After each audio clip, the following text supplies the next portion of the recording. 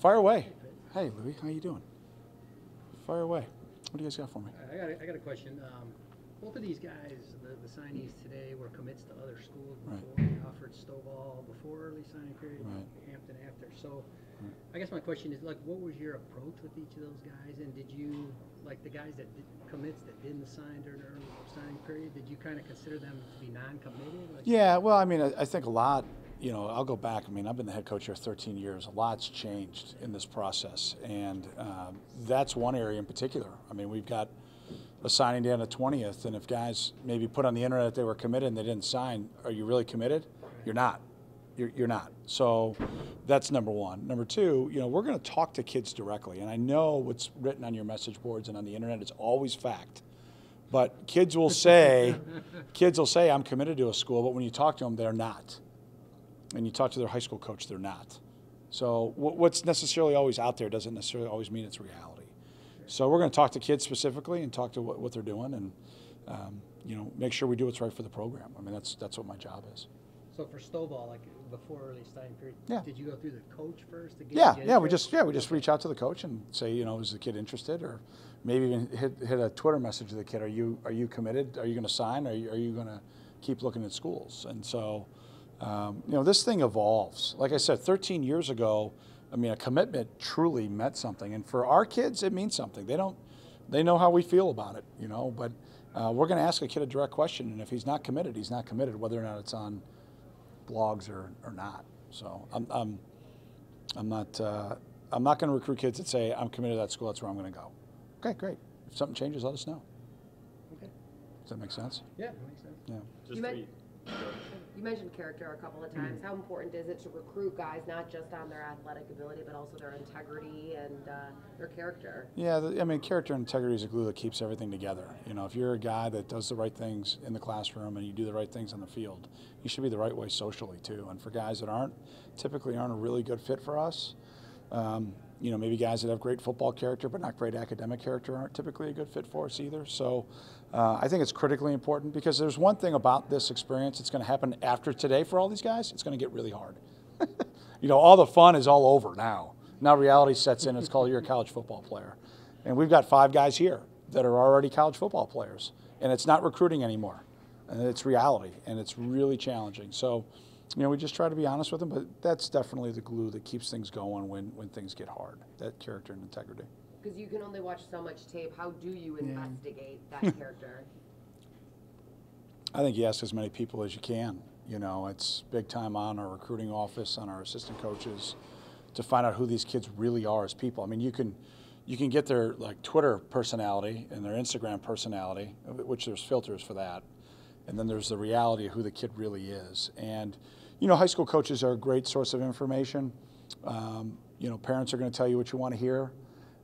And then you just got to try to dig as much as you possibly can to figure out, you know, who this kid is close with, and just ask the right questions. You have to ask the right questions to get the right answers, if that makes sense. Yeah, sure. Thanks. Yeah. Just to be thorough, those were the only 2 signings today? Yeah, correct? yeah. Okay. That's all I can talk about anyways. Yeah. Okay. Yeah. And who were the 5 early enrollees that you mentioned? You know, Isaiah Bowser, running back, you know, reported early, and I think is acclimated pretty well, pretty quickly. Greg Newsom, defensive back, same thing. I think he's acclimated really quickly and doing a nice job. Khalid Jones, a linebacker, came in early, and I think is really learning and growing. I think he's doing a great job. Jeremiah McDonald, the same thing. You know, a young man a DB that I think is learning and growing and how we do things. And then Andrew Leota came early, and been fun watching Andrew, you know, learn and grow. So it's a fun group. What have you actually seen those guys do to this point? Have they? They've run around, man. It's been really cool. They've been in the weight room and running around and touching cones and Going to class. I haven't seen them do that. I don't have to check classes, but my Thursday reports have been good. They're doing fine academically, which I would suspect they would do. But yeah, we're just in the weight room right now, and we'll start spring ball at the end of February like we always do. So nothing football related yet. Hey, Coach, you offered 2 cornerbacks kind of late here last month. you know, what drove that need, and do you have an update on the status of anybody at that position or anything? Update on the status of anybody. Like, you know, the guys that got hurt last year, like Campbell or Bullock or anything like that. Yeah. Did that drive? No, I mean, you look at your needs assessment, you know, not only for this class, but you also look to the future, you know, to make sure we've got the pieces of the puzzle that we think we're going to need, not only, again, graduation this year, but then maybe a couple of years down the road. I think from a DB standpoint, you can never have enough, you know, when you're thinking about not only defensive football, but you're also thinking about special teams. When you're looking at maybe you get to this part of the recruiting process and just looking big picture, you know, you just kind of do a needs assessment, and then you look for the next available athlete too. You know, who are the best athletes that are out there that can help us? I mean, not that I don't love guards and D tackles, but they're not covering kicks. You know, and that's an area that, you know, I think we need to continually look at to reinforce from a personnel standpoint. And you're never going to walk away from a guy that can run. And you know, I think adding AJ was a big addition. He's an electric athlete. He's a terrific student from a great family, a football family, and was really impressed with him as we got to know each other really well. Yeah. Obviously, Clayton's in danger of missing the season opener. Do you see Jason Whitaker possibly competing for that spot? Well, I don't feel the same way you do about Clayton. You know, there's no timetable on where he's going to be and where things are going to go. I think it's awesome, though, for people to speculate, so I hope you guys enjoy that. But everything to this point has been great. You know, prehab was great. Surgery went better than expected. The initial phases of rehab have gone terrific. So I feel really good about where he's at. But that'll be a process that'll be ongoing that I won't update you on at all, and so you'll know last. I promise you that. I got some update here. Yeah, so that won't change between now and when he plays, full disclosure. So we'll get that out of the way. But he's doing terrific. I have no idea who are the next three guys. I mean, they're going to compete. They are already. They have it since they've been in the program. You know, TJ and Aiden and Andrew obviously are going to have a leg up because they've been here. And, you know, they've been a part of the system. They'll all go through spring ball. Yeah, I think all three would say the same thing. I think they're disappointed that they're going to have this opportunity because of what happened to Clayton, but I think they're all three really excited, you know, for the challenge and for the opportunity. So it should be a fun month. We'll rotate those guys through, you know, kind of like we have in the past through quarterback battles. One guy will go out with the ones, one guy will go out next, one guy will go out third, and we'll just keep rotating it through. And, you know, just see how the guys execute and how they make our team better. And 13 years, wow, this is a number of quarterback situations that we've gone through like this. So this isn't the first rodeo, and I think we've got a pretty good plan, and I think we've been as successful, Mick and I, as any head coach and quarterback coach and offensive coordinator in the country as far as quarterback succession planning. I think we've done a pretty salty job at that. I'd put it up against anybody, to be quite honest with you. We were at TC Boost this morning watching Justin Jackson and Godwin train for the NFL Combine. Yeah. Just talking with those guys this morning and getting the opportunity to talk to you now, what kind of characteristics do they have that assure you that they're going to be successful in the next level? Well, they've been pros for a long time with the way that they've gone about preparing, the way that they've worked. Their production speaks for itself for both guys. I mean, there's going to be no what are they, what can they do questions because they've played so much football for us. And we've had everybody through. I mean, we had more traffic this year than any other year that I've been here from an NFL evaluation standpoint. So that was really neat to have those guys get that type of exposure, and then for the next generation of Wildcats that are still in the program. You know, I think both guys, obviously now this is game 14, so to speak, of their senior year. You know, and that's how this next phase will be evaluated. You know, how they run their 40, their short shuttle, their long shuttle, their vertical, all the kind of underwear Olympics that the guys go through between now and draft day is just really evaluated like one game. So the previous 13, I think, speak for themselves, and I think both will do an outstanding job in game 14, which will be their combine, and then game 15, which will be their pro day. And they both said that they feel prepared for the next level because of the way that you ran this football team, how they prepare for games, how they prepare their bodies, et cetera. Is that something that you guys realize you're doing? Yeah, no, it's by design. I mean, we have a staff vision. We want to be the best player development staff in the country, and that's holistically, and a big part of that obviously is athletically. And every guy I talk to in high school recruiting, I ask them directly, do you want to play in the National Football League? And if they say no, I really don't want to recruit them. I mean, I want guys that want to be the best on the field. And, you know, there's no doubt that, Godwin and JJ are two of, I think our best and brightest, but there's more guys. I mean, we're going to have a bunch on pro day. I think more of our guys are going to have an opportunity maybe than ever, and they've earned that, and we're incredibly proud of them. But what we do nutritionally and in the weight room and coaching fundamentally and technique and things of that nature, and then the style of ball that we play, we're a very aggressive team. You'll talk to teams, other coaches, and fundamentally how we teach, guys are ready-made, ready to go. They're going to have to learn a ton of new things when they go play on Sunday. We're always scrubbing what we're doing compared to what's going on Sunday, and making sure we're on the cutting edge fundamentally and technically to make sure the guys are ready. Now that the recruiting class is complete, do you have any overarching takeaways about your haul this year? Well, you look at the process maybe. 16 of these 18 guys were committed before their senior year. If my numbers are right. So I don't think that had anything to do with an early signing day. I think that's been pretty much our norm, hasn't it, for a while? Yeah, a number of years. So that's nothing new. I think it was a great first step of the antiquated recruiting model to get the early signing. I think it's, again, one step of many that need to happen, but that was a good first step. So I like the fact that those guys could end their process and be done on the 20th.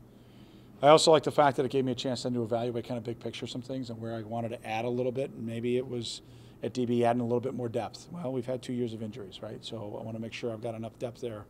Continue to add competitive depth in the O-line. That's why we signed Sam, and I think he's going to fit in great with the guys that signed on the 20th. Like always, we're going to have to fulfill our needs of what we graduate. We've got to get longer. We've got to get faster.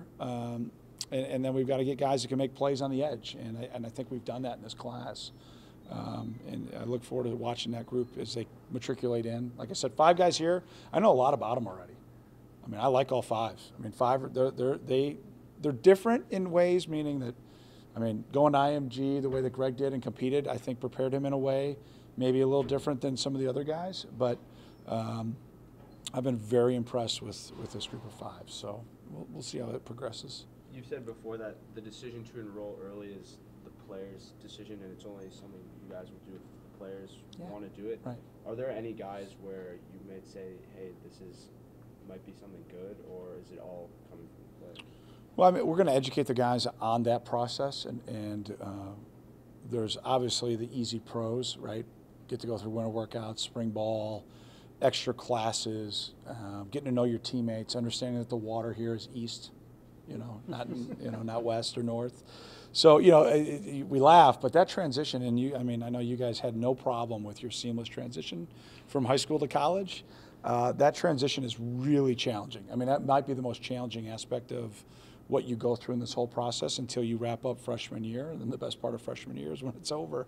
So, to see this group, like I talked to him, I said, I want to focus more on the challenge, right? And it's being here and now reporting here, not really being a part of the class that came in August or June, I guess, or your class that's going to come in June, and the sociology behind that. So the analogy that I use is kind of like going to the water fountain and getting a drink and getting hit with a fire hose. It's whoa. But these guys they've all handled it well. We're all in line. It's myself and their parents and the young men and their high school coach and their guidance counselor, sometimes a principal. Sometimes we got to go all the way to the superintendent because we've got higher academic standards than the NCAA minimums, and we got to make sure all those aspects of the academics are all handled and all in proper order before they matriculate here to the program. So there's a lot that goes into it. And then the last ingredient to that is I want to make sure that they play for their high school. They play for their coach, they play for their teammates, they play for their community, and not start to play for us because they typically have to make this decision before their senior year. So it's really something that's top of mind with me when I talk to the guys about that. But it's up to the guys. If they want to come, great. We'll facilitate it and get it done. Another new wrinkle you got this year is the spring official visits. Yeah. Figured out who you invite? Are you going to try to get guys in groups like you do in December? Yeah, I think it's going to be, at least here initially, a little bit more one-ons. Who specifically, why specifically. As we look at our academic calendar and then we look at the opportunity to bring guys on official visits, when does it make the most sense? No matter what, the way the new rule is, you're still going to have to take unofficial visits, right? So, you know, just looking at, again, the big picture, do you want the first time for a young man to come to our place to be an official visit? I'm not sure that's really what we want. Or is it a second visit and it's an official visit? Then how about in December and during the season? Is it going to be more unofficials then? So this was a good first step again, but it didn't really solve the problem for kids. So we'll look at it on a case-by-case basis. We're hard at work at analyzing how we want to do it with this being the first time. Kind of the same thing with the December signing. It was very different. I mean, January was spring recruiting. I mean, although we signed 2 kids here late, I was out seeing in schools of juniors and sophomores the whole month. So it's definitely changed a lot. Where last year at this time I was still seeing commits. It's big time different. Yeah. So one of the kids that signed in December was Charlie Mangieri. Yeah. What are your feelings on him? How Yeah. Well, excited for Charlie to join the Northwestern football family from a standpoint of family. You know, his uncles both played here. I played with his uncle Danny directly, and then Eddie was right before that. You know, great fit as far as a super back to our offense. He played a lot of different positions at Dunlop, had a great career, but just that family connection I think is so special with the Mangieri family and our program. It's going to be really special to have him join us. Yeah. Any other thought-provoking, deep-seated recruiting questions that I can answer for you guys, or anything else? How was he signed, the Mangieri? I love it. I appreciate it. Well, I respect that. Any other questions? Seriously, any other questions? Because I'm not seeing you guys for a while, and I'm sure you don't mind that. But is there anything else I can answer? Not that long. You start spring football in like 2.5 weeks. It would be 3 weeks, and doesn't mean I'm talking right away. So, but, My Clayton. yeah, you already have it. You can just hit. You can hit next. Anything else, guys? Great. Thanks, Great guys. to see you. Appreciate it. Great to see you. Thanks.